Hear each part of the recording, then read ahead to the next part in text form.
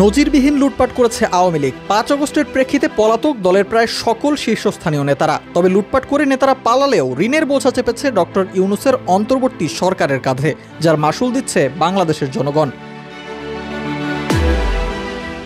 বিগত ১৬ বছরের শাসনে বিপুল অর্থ লুট করে টাকা দেশের বাইরে পাচার করেছে আওয়ামী লীগ নেতারা।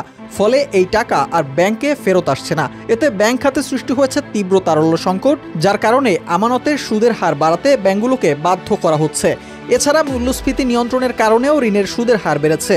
এতে চড়া সুদে ঋণ নিতে বাধ্য হচ্ছে অন্তর্বর্তী সরকার। অর্থাৎ বিগত সরকারের ব্যাংক লুটের দণ্ড এখন চেপেছে সরকারের কাঁধে।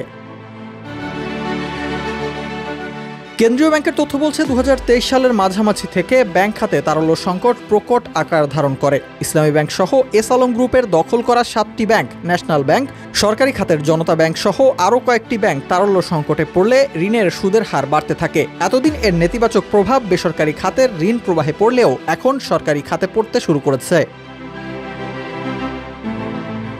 সরকার যেসব উপকরণ বিক্রি করে ব্যাংক খাত থেকে ঋণ গ্রহণ করে, গত ২.৫ বছরে সেসব উপকরণের সুদের হার ৬০ থেকে ৯০% বেড়েছে। কোনো উপকরণের সুদের হার প্রায় দ্বিগুণ বা শতভাগ বেড়েছে। আগে ব্যাংকগুলোর দীর্ঘমেয়াদী বন্ডে বিনিয়োগ করতে আগ্রহী থাকলেও এখন দীর্ঘমেয়াদী বিনিয়োগে আগ্রহী নয়, বরং স্বল্পমেয়াদী বিল বন্ডে বিনিয়োগ করে ব্যাংকগুলো। তারপরও সরকারের চাহিদা অনুযায়ী নিলামে অংশ নেওয়া অর্থের পরিমাণ কম, যে কারণে বাড়ছে সুদের হার। প্রতিবেদন বলছে, চলতি অর্থ বছরে জুলাই-জানুয়ারিতে সরকার ব্যাংক থেকে ঋণ নিয়েছে ৯৫০০ কোটি টাকা। গত সরকারের আমলে নেয়া ঋণ পরিশোধ করতে হয়েছে এই ঋণ নিয়ে। তবে ওই সময় ছাপানো টাকায় ঋণের স্থিতি ছিল বেশি।